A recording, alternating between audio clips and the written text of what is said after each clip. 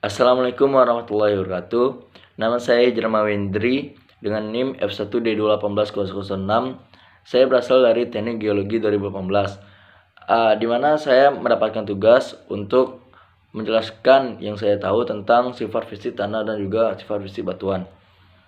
Yang pertama saya akan menjelaskan tentang sifat fisik tanah, di mana tanah itu terbentuk, apa saja ukuran yang terdapat di tanah tersebut, dan juga proses apa yang mempengaruhi tanah tersebut terbentuk itu.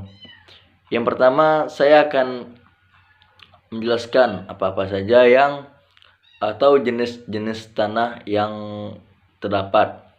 Yang pertama tuh versi tanah yang berdasarkan ukuran butir tuh terdapat urutannya tuh yang pertama kerikil, pasir, lanau, dan juga lempung.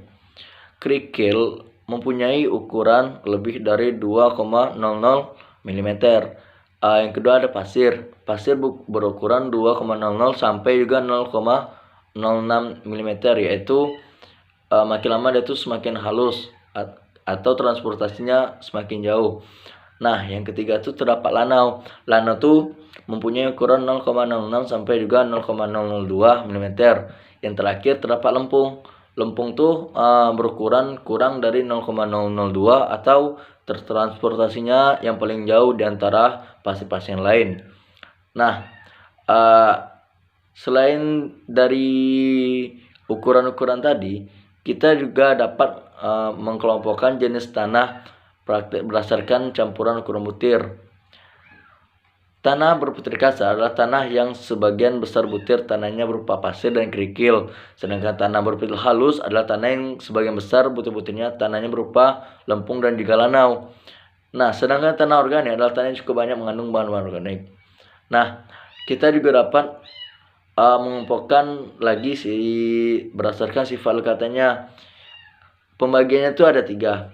Yang pertama itu ada kohesif, yang kedua ada non kohesif, yang ketiga ada tanah organik.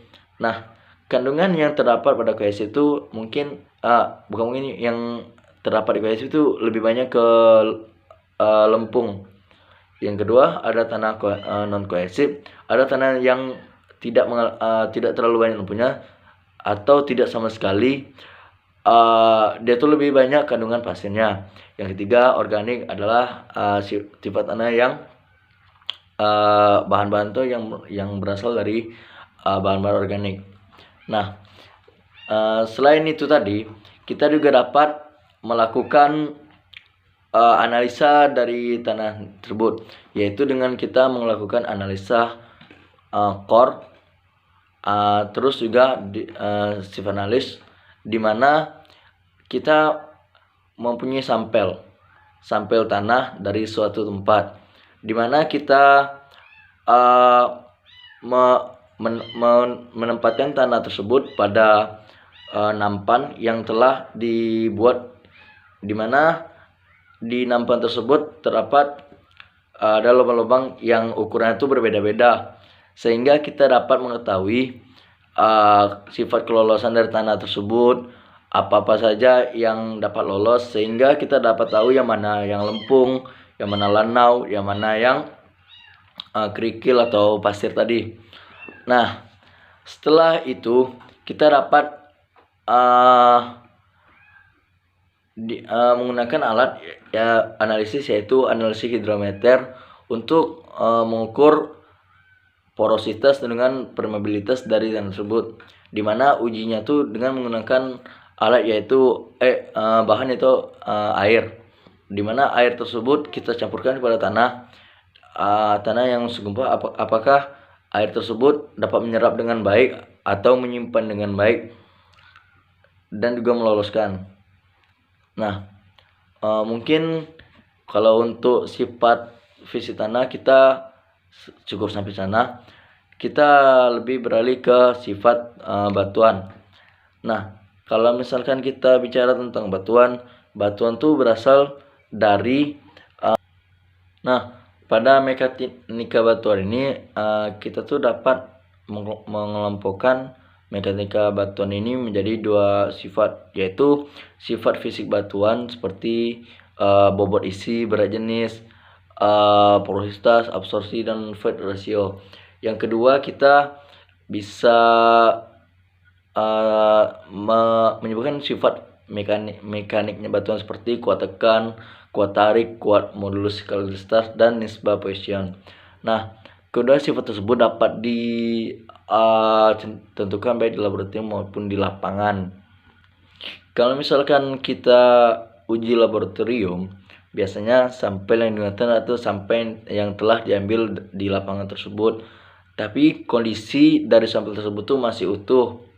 Atau kalau misalkan sudah rusak, berarti itu tuh sudah terkena sesar, terdapat sesar di sana, dapat struktur di sana. Nah, di lapangan hasil pemborai inti ke dalam massa batuan akan berupa contoh.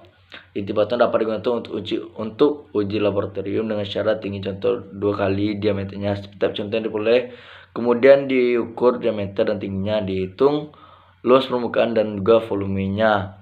Nah, saya akan mengambil contoh penentuan sifat mekanik batuan batuan in situ.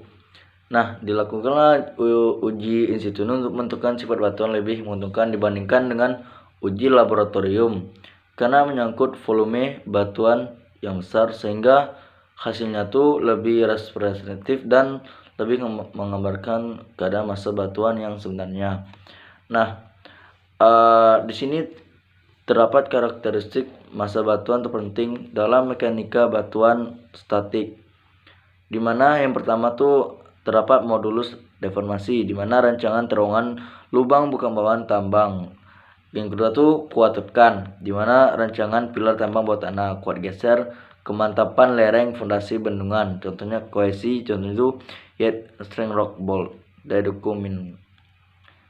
Nah, penentuan sifat mekanik massa batuan itu terdapat uji beban, uji geser, dan uji triaksial.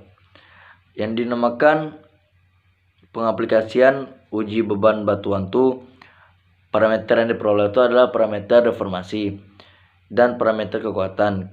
Jika uji geser blok yang pertama yaitu selubung kekuatan batuan, kohesi, sudut geser dalam. Yang ketiga uji triaksial in situ yang mendapatkan modulus Young. Uji beban batuan dilakukan untuk menentukan besar dari modulus deformasi atau modulus elastisitas massa batuan di dalam sebuah lubang bukaan. Kemampuan perubahan suatu massa batuan itu biasanya ditentukan dengan cara mendongkrak batuan tersebut. Nah, segitulah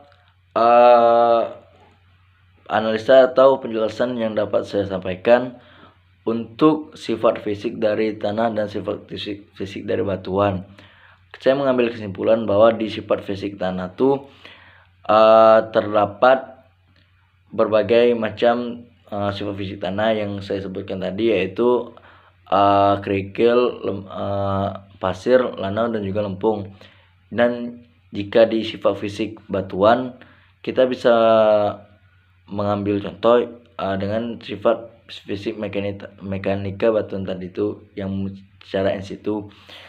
Dan juga saya ingin menyampaikan untuk sifat fisik batuan itu dapat mengambil sampel yang terdapat di bawah tanah itu untuk diuji ke laboratorium, di mana kita bisa menginterpretasi apakah di sana tuh cocok untuk dibuat